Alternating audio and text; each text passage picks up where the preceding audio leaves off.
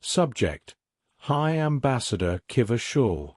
Species: Isolin. Description: Mammalian shoconoid, no tail. 5 feet 9 inches, 1.75 meters, average height. 180 pounds, 81.6 kilograms, average weight. 95-year life expectancy.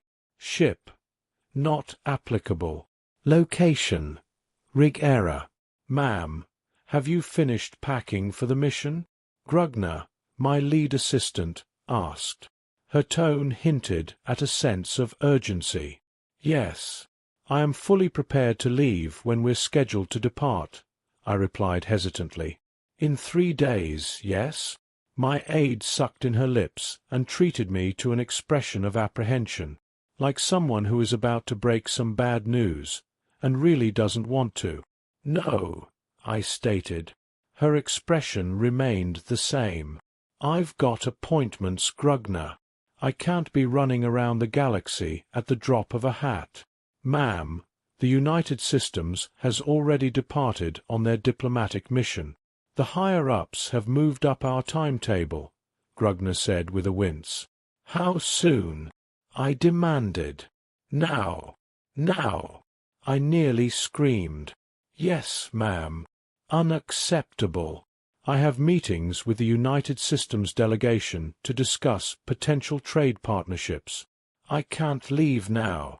Grugner scrunched up her face and gave me a toothy frown, as if she were about to break even more bad news, an expression learned by proximity to humans.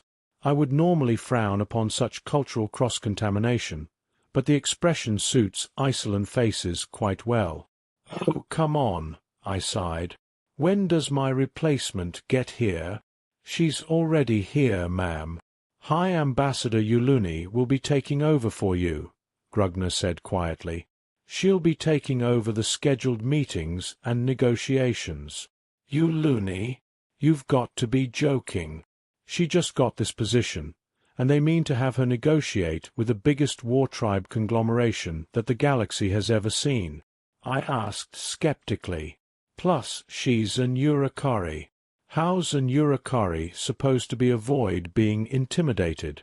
Their delegation are all senior military and trained to kill. They even give me the shakes, but at least I know how to hide it. Well, she's negotiated with them before. She's the one who did the first contact, Grugner said in a soothing tone. It'll be fine, ma'am. We've got to go. How high are the higher-ups that arranged this? I growled. If it's my immediate higher UPS, I can badger them into changing their minds. One's a Kinran and the other is an Oyan. Complete pushovers.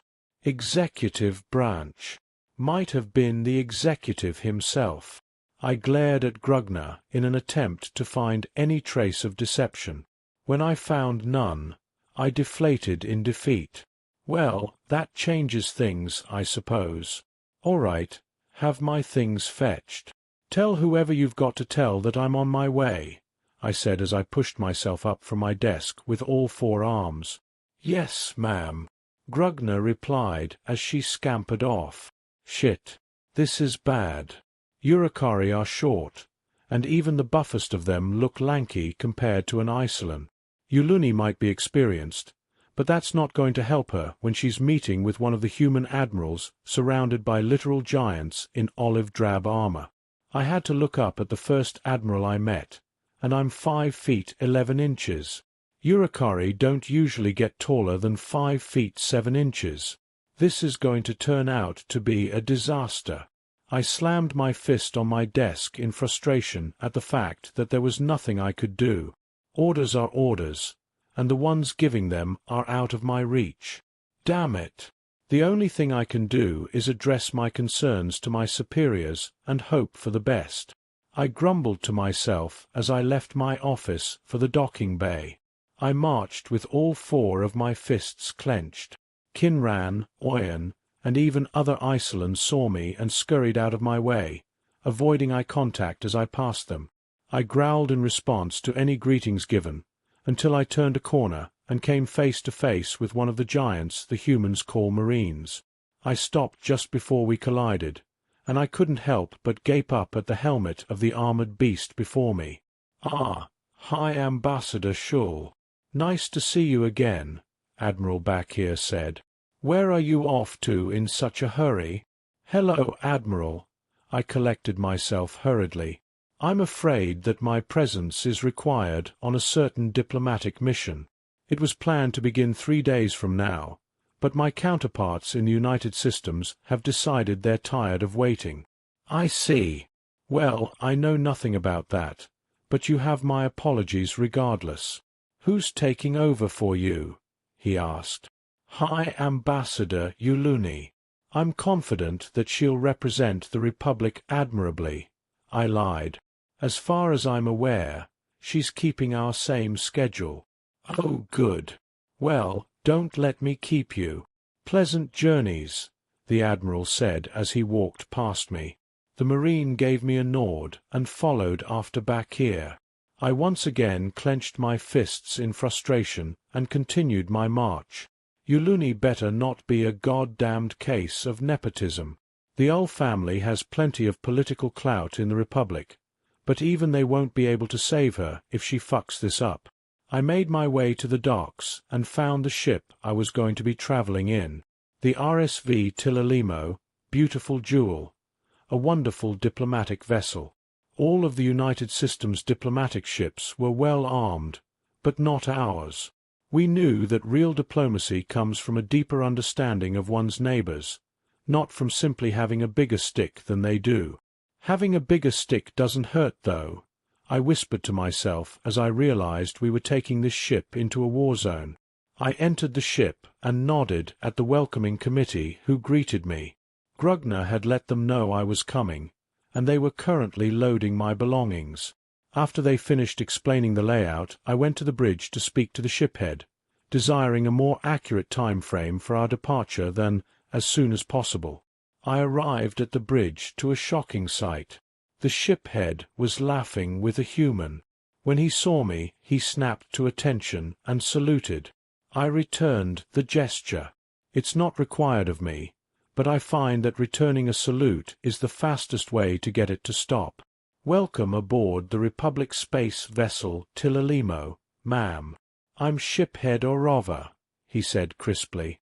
"What's the meaning of this, shiphead?" I demanded, gesturing at the human.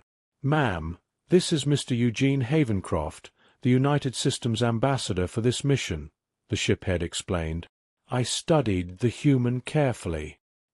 He was diminutive compared to the other humans I had encountered, 5 feet 7 inches and remarkably thin. His tight black suit caused his limbs to be reminiscent of a Kinran's, but this was offset by his pale pink skin. If anything, the darkness of his suit and the lightness of his skin clashed in a strange way. Even so, he was undeniably well-groomed. His outfit was accentuated by a modest amount of jewelry, which was placed in such a way to be noticeable but not distracting. His dark brown hair was styled to look wavy, but not a single hair was out of place. His smile demonstrated teeth that were straight and white, the picture of perfect health. Surprisingly, I felt intimidated. "I see. Hello, Mr. Havencroft," I began. "You can call me Eugene," he interrupted and offered a hand. "You must be High Ambassador Kiva Shul." I recognized the greeting and took his hand in my own to shake it. Soft but firm, symbolizing the United Systems stance on diplomacy. Well, their public stance at any rate. "Yes, I am." I recovered my decorum. "You can call me Kiva or Shul." "So, you're not military?" "No, I'm not," he smiled. "I am a diplomatic representative of the United Systems Senate. I believe that most of the diplomats you've been dealing with thus far are a part of our diplomatic corps, which is run by the Directorate." "Well, it's good to have you with us," I said. "Tell me, what are the United Systems' intentions regarding this new race?" "That depends on their capabilities. His attitude shifted to match my own. If they're close to us technologically, I'm to make the best case possible that they join the United Systems. If not, then I'm to urge them to join the Republic. I studied his demeanor carefully, looking for weakness. They're closer to our space, though. From my understanding, that's irrelevant. The agreement between our governments clearly indicates that the only relevant matter is the consent of party in question. Any attempt to subvert or force said consent will result in harsh repercussions.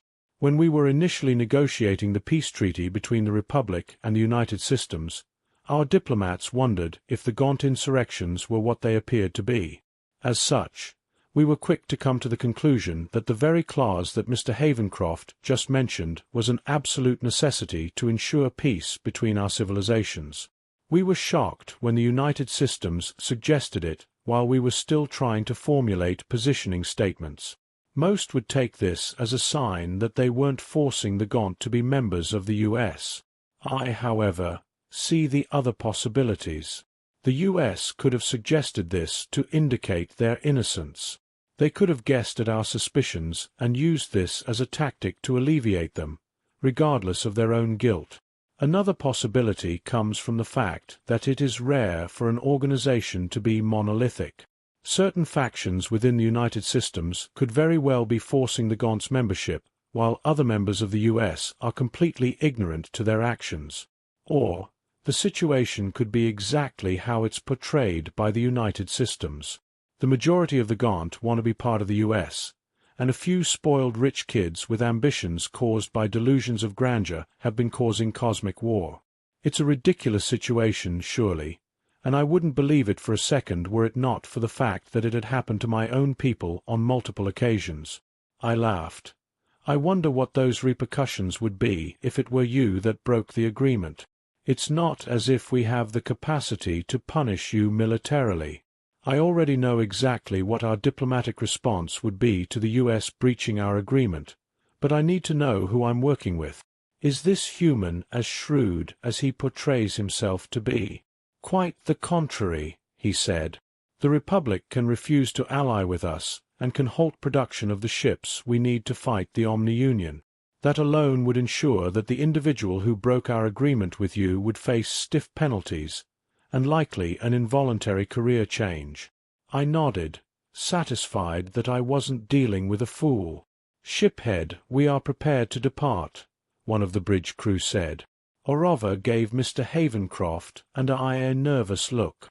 Most shipheads dislike having non-crew on their bridge unless absolutely necessary, so he was no doubt wondering how to politely kick us out. Fair enough. It would take at least half of an hour to arrive at our destination. "Mr. Havencroft, would you care to join me in the mess? I'd like to get to know who I'm working with a bit better," I suggested. "Certainly, I could use some refreshment," he replied. The shiphead looked relieved as we left the bridge. The walk to the mess was quite short.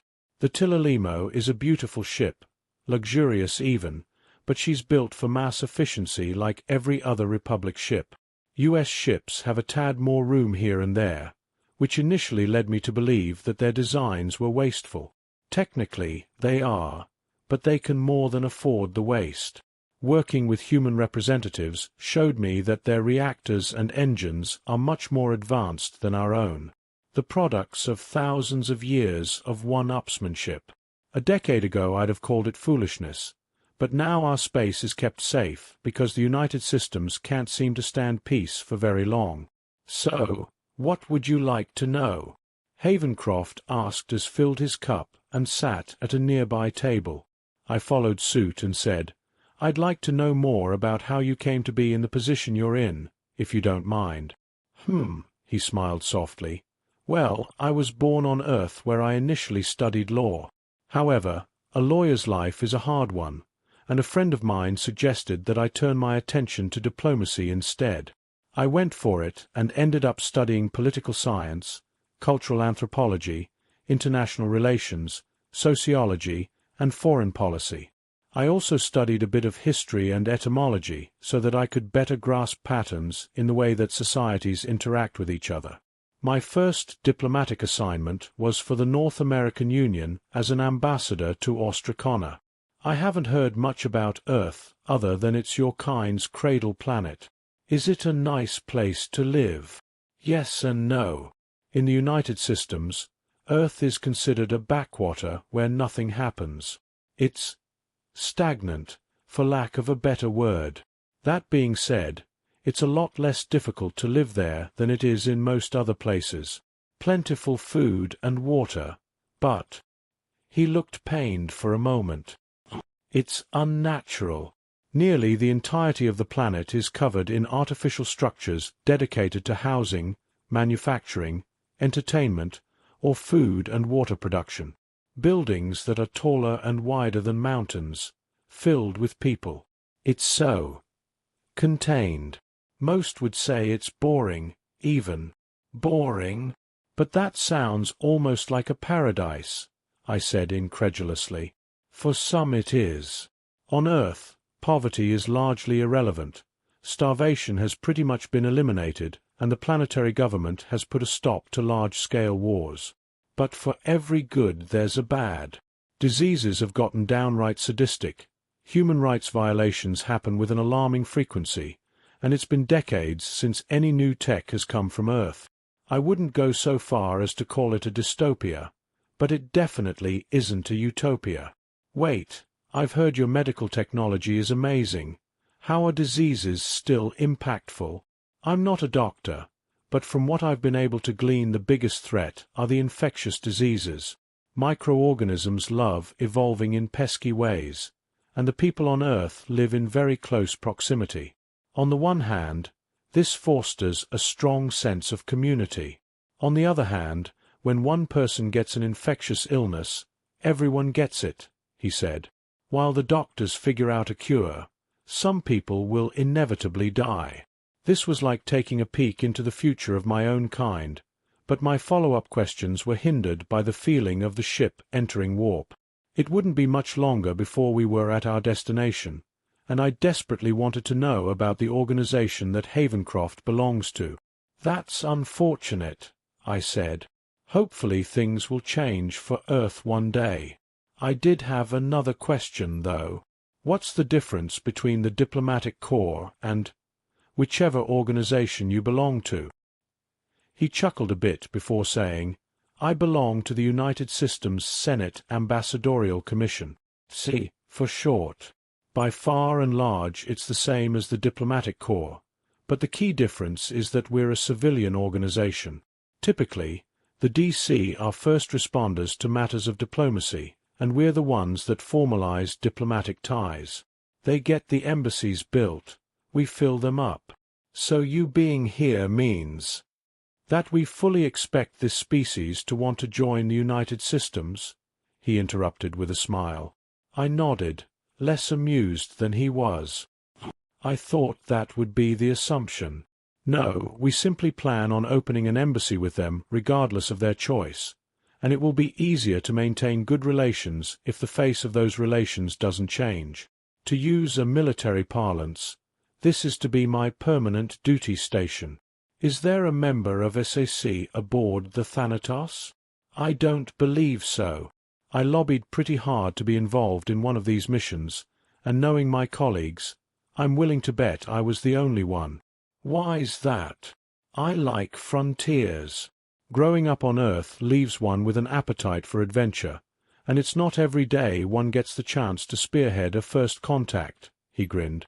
Spearhead, a metaphor that is startling similar to one that we Icelan use frequently.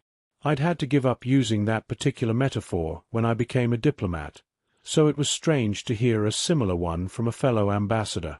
Although, I shouldn't be too surprised to hear it from a human. Our kinds are more similar than I care to admit. I felt the ship exit warp, and a moment later the comms crackled to life. Hi, Ambassador and Eugene, we've arrived at our destination. Your presence aboard the bridge is requested. I sighed softly, having more questions that would have to wait for answers.